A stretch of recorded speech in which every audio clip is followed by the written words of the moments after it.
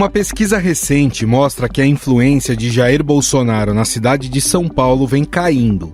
Já os números do presidente Lula são melhores. Pesquisa do Datafolha avaliou a força dos padrinhos políticos dos futuros candidatos à prefeitura da cidade de São Paulo. 68% dos eleitores, ou seja, praticamente 2 em cada 3, disseram que não votariam em um candidato apoiado pelo ex-presidente Jair Bolsonaro. 46% rejeitaram a ideia de votar em alguém indicado pelo governador Tarcísio e 37% dizem que não dariam voto ao candidato apoiado pelo presidente Lula, que já declarou que estará com o deputado federal Guilherme Boulos. Ainda de acordo com os 1.092 eleitores ouvidos pelo Instituto, o governador Tarcísio de Freitas se apresenta como um cabo eleitoral melhor do que o ex-presidente, com 15% das pessoas dizendo que votariam em um candidato apoiado por ele. Esses dados podem mudar o rumo das eleições na capital paulista. Isso porque o atual prefeito Ricardo Nunes conta com o apoio de Jair Bolsonaro, que declinou de um nome do seu entorno, como no caso do deputado federal Ricardo Salles. O vice é do Bolsonaro. Não é do Bolsonaro, o vice é nosso. A gente não pode impor um vice para um candidato. Então, dessa forma, estamos trabalhando. Esse apoio a ele já está fechado? Está quase fechado, está faltando pouco. Podemos dizer que era noivo já, não? Noivo? Já Lula adiantou que o partido irá apoiar o deputado federal Guilherme Boulos para a Prefeitura de São Paulo. O anúncio foi costurado e anunciado ainda no mês passado. O PT formalizou o apoio a Guilherme Boulos, do PSOL, na disputa à Prefeitura de São Paulo. Essa vai ser a primeira vez que o Partido dos Trabalhadores vai ficar de fora do páreo pela administração da maior cidade do país. A influência desses dois padrinhos políticos pode ser vista na mais recente pesquisa sobre intenção de votos para a capital paulista. Guilherme Boulos tem 32%, seguido pelo atual prefeito Ricardo Nunes com 24%. Para se ter uma ideia, em 2022, Lula conseguiu aumentar a rejeição de Bolsonaro nas classes mais altas paulistanas. Bolsonaro até venceu nessas regiões, mas perdeu de lavada nas periferias e em boa parte do centro expandido. Em 2018, Bolsonaro ganhou aqui em 54 das 58 zonas eleitorais, número que caiu para 17 4 anos depois. Em 2022, Lula venceu em 41 zonas eleitorais na cidade de São Paulo, com 47% dos votos válidos, 10 pontos percentuais à frente de Bolsonaro. O desafio do atual prefeito é recuperar o voto anti-Lula do centro expandido e surfar no bolsonarismo das regiões intermediárias. Já para Guilherme Boulos, a estratégia é tentar espelhar o que Lula fez em 2022 na capital paulista. A influência de Jair Bolsonaro vem caindo também na eleição para prefeito de Campo Grande. Segundo o Instituto de Pesquisa de Mato Grosso do Sul, feita com 400 eleitores, mostrou que 27% dos eleitores admitem seguir a orientação de Bolsonaro na hora de escolher o prefeito da capital. Esse índice, em maio, era de 35%. Ainda não há uma definição sobre os apoios políticos dos dois padrinhos políticos em Campo Grande. Bolsonaro pode apoiar a reeleição da atual prefeita Adriane Lopes, do PP. Lula pode ir de Zeca, do PT. Ao menos 10 prefeitos de capitais de diferentes partidos que devem tentar a reeleição se alinharam a Bolsonaro durante o mandato dele na presidência. Eles se espalham por diferentes partidos, além do PL, PP, Republicanos, Avante e MDB, que hoje ocupam ministérios no governo Lula. Por falar no petista, 6 nomes distribuídos entre PSOL, PDT, PSD e PP terão o apoio do ADA com as investigações e a inelegibilidade de Bolsonaro. Não vamos admitir injustiça com o nosso capitão. Não acredito que um presidente da República fique inelegível pelo que ele falou. Isso não existe em nenhum lugar do mundo. O Bolsonaro vai seguir firme e tenho convicção que será nosso candidato. Este é o momento em que todos nós precisamos nos unir, porque o PL é um partido de direita. Influenciar nas alianças.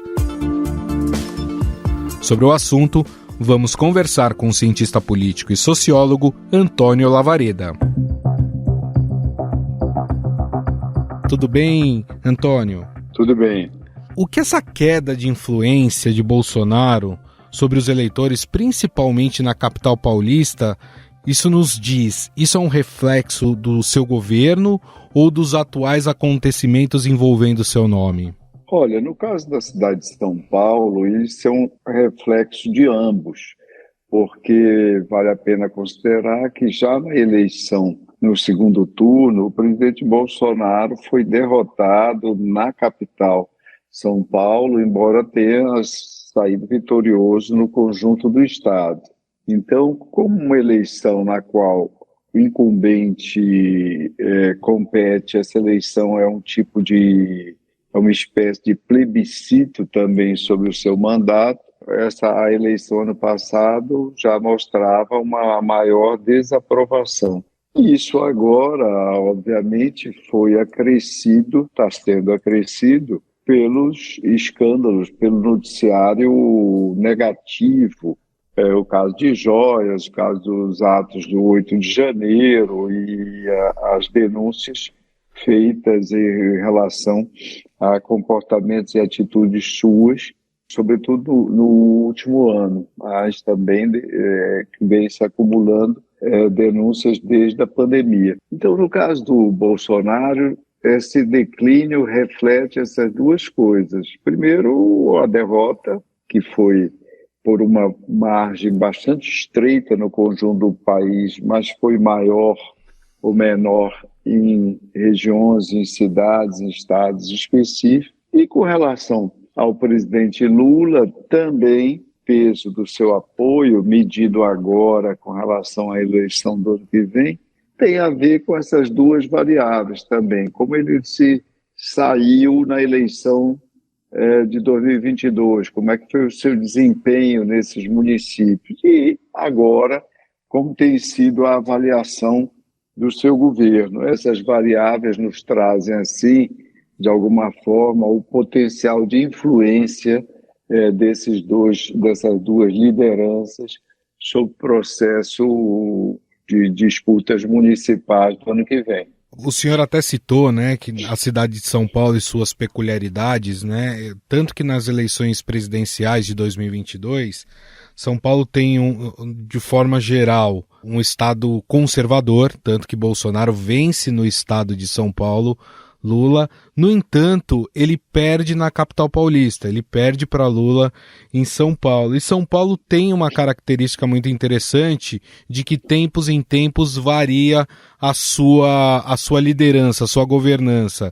Foi assim com Marta Suplicy, foi assim com Haddad, se a gente for mais para trás foi assim com Luiz Erundina. Essa peculiaridade talvez não seja uma surpresa São Paulo estar se posicionando nesse momento dessa forma?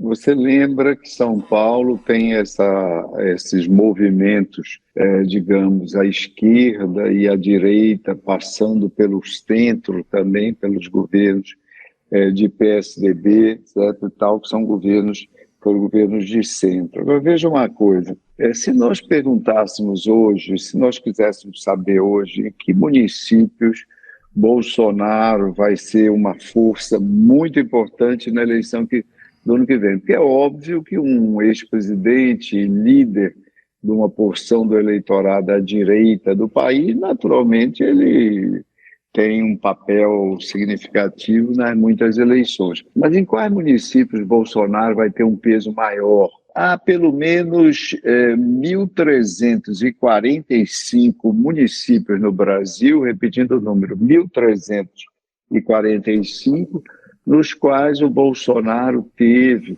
uma distância igual a 20 pontos ou mais sobre Lula no segundo turno. Ou seja, significa que o ex-presidente teve, em termos de votos válidos, 60% ou mais dessas votações. É muito provável, é previsível, que Bolsonaro, seu apoio, jogue um papel mais expressivo nesses municípios. Provavelmente, quando o presidente Valdemar diz que o PL tem um objetivo de eleger de mais de 1.000 prefeitos Brasil afora, ele provavelmente está pensando objetivamente nisso. Não está pensando num grande número de capitais, porque nas capitais a disputa foi mais equilibrada, né? Embora, obviamente, em cidades do centro-oeste e do sul do país, pode-se esperar um peso maior do ex-presidente. Perfeito. O senhor até citou, né, as estratégias partidárias, pensando no Brasil como um todo, né? O fato de Bolsonaro estar inelegível, isso pode refletir na estratégia de candidatos que iriam tentar aí escorar a sua imagem no ex-presidente, e se essa tendência de queda de influência for percebida mais próxima das eleições, a tendência natural seria os candidatos tentarem se descolar de Bolsonaro? Vou dar um exemplo aqui, já que a gente está falando de São Paulo, o atual prefeito Ricardo Nunes. Uma coisa é a candidatura de Bolsonaro e, como tal, o fator inelegibilidade do mesmo.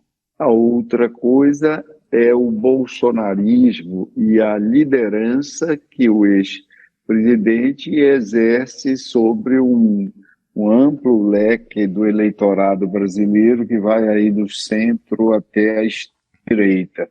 São coisas diferentes. Eu acredito que todas as dificuldades que o ex-presidente atravessa no momento, que não são poucas, né, são muitos processos, já começou a haver condenações, etc., não vão simplesmente retirá-lo do jogo como líder dessa corrente, praticamente corrente de opinião que se estruturou em torno dele a partir da eleição de 2018. E por que eu digo isso? Eu digo isso porque esse movimento, o bolsonarismo, ele não surgiu sem ter uma etiologia. Jamais movimentos dessa amplitude, dessa penetração, assumindo a força que assumem, eles surgem apenas por acaso, como um flash na política que se esvai depois de um curto tempo. Esses movimentos têm suas causas, entre outras, no caso brasileiro, nós tivemos o desmonte da competitividade do PSDB, que era o grande partido do centro da política brasileira, que hegemonizava todo esse espaço que vai do centro à direita, fazendo isso com sucesso ao longo de 20 anos, entre as eleições presidenciais de 1994 e 2014. Pois bem, o PSDB é afastado desse lugar. O episódio da denúncia do procurador Janot sobre o ex-candidato Aécio Neves tem um papel muito importante, um papel central, embora todo episódio de desgaste não se resuma a isso. Houve outras lideranças também do partido envolvidas e denunciadas na Operação Lava Jato.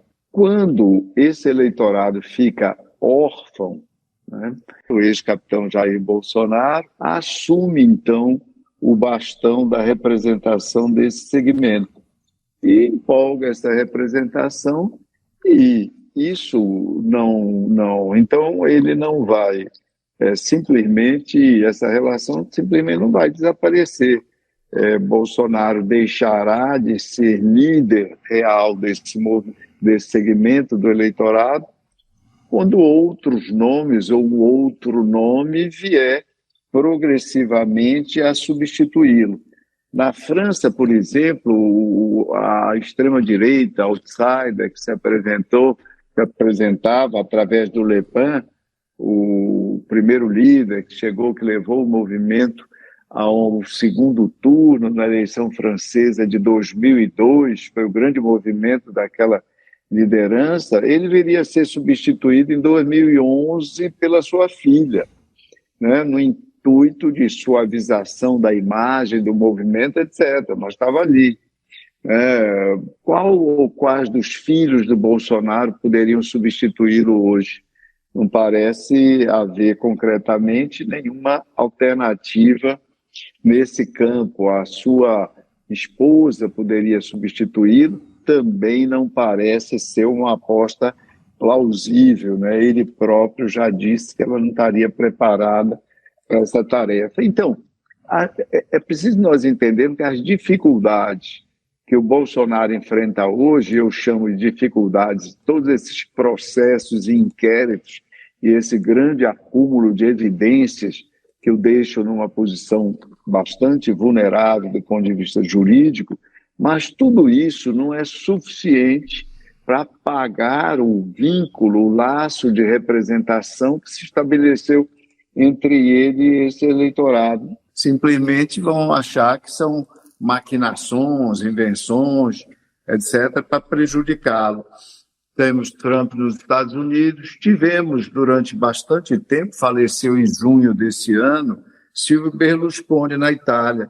O Berlusconi, um líder também que veio da direita e rompeu como um outsider no momento da sua emergência, um empresário, ele se viu ao fim da vida, ele já colecionava alguma coisa em torno de 35 processos criminais, 35, já havia sido condenado em um deles, os outros se arrastavam, 35 processos criminais envolvendo denúncias de terrenos de escândalos sexuais e da mistura, da combinação indevida dos assuntos privados aos assuntos públicos, ao longo dos 9 anos, em diferentes momentos em que ele esteve como primeiro-ministro da Itália. O Berlusconi também só viria a diminuir o seu peso, etc. e tal, na política italiana, à medida que foi, primeiro, a biologia, à medida que foi envelhecendo bastante, e segundo, lideranças, inclusive, como a Giorgia Meloni, liderança do campo da direita surgindo, e ela que se tornou a primeira-ministra atual. Então, o bolsonarismo é uma coisa de raízes mais profundas e que veio para ficar e para perdurar na política brasileira, para o bem ou para o mal. Para quem está nos ouvindo, né, às vezes está pensando, é muito cedo ainda para se falar em eleição municipal. Só lembrando que nós estamos em setembro, né, outubro do ano que vem acontece o primeiro turno das eleições municipais. Então dá para a gente falar que a gente está 1 ano dessas eleições. Agora, daqui 1 ano muita coisa pode acontecer e esse cenário ele pode virar completamente de ponta cabeça, né? É verdade, mas lembremos-se do seguinte, primeiro vamos pensar no prazo, na distância, como você menciona. Está perto, está longe? Bem, quando é que uma campanha começa efetivamente, qualquer campanha no Brasil? Ela começa no momento em que você tem ali no início de abril, pela legislação atual, esses necessários afastamentos dos cargos que se estejam ocupando. Então, por exemplo, secretários que queiram disputar a prefeitura têm que se afastar do cargo e várias outras atribuições. No caso das eleições federais, os ministros vão se afastar, governadores que queiram ser candidatos ao Senado, etc. Então, o prazo que marca o início efetivo, em termos práticos, da campanha eleitoral, é o início de abril de cada ano eleitoral. No caso das eleições municipais, do ano que vem, esse prazo, nós estamos a 6 meses apenas do início desse prazo. Então, já dá para se ter uma ideia razoável do que poderá vir a ocorrer. Para a gente fechar, muito se fala sobre o peso da eleição municipal e se ela serve ou não de referência para o pleito presidencial que só vai acontecer em 2026. O senhor consegue fazer essa relação ou são duas coisas completamente distintas? Nós já, inclusive, publicamos a respeito num volume organizado por mim e pela professora Simara Teles, que é professora da Universidade Federal de Minas Gerais e é presidente da Associação Brasileira de Pesquisadores Eleitorais. Nós publicamos uma tetralogia sobre eleições municipais no Brasil desde 2008, reunindo aí análises de dezenas de pesquisadores, professores e profissionais dedicados ao assunto, eleições municipais. E no último volume, que é Eleições Municipais na Pandemia, publicado no ano passado pela Fundação Getúlio Vargas, no primeiro capítulo, que é subscrito por mim e pelo Vinícius Alves, um pesquisador, também doutor em ciência política, nesse capítulo nós falamos o conceito de que as eleições municipais são barômetros ideológicos. De alguma forma, elas prefiguram, elas nos ajudam a entender o que é que pode vir aí pela frente em termos de eleições proporcionais, em termos também de eleições majoritárias, sobretudo eleições presidenciais.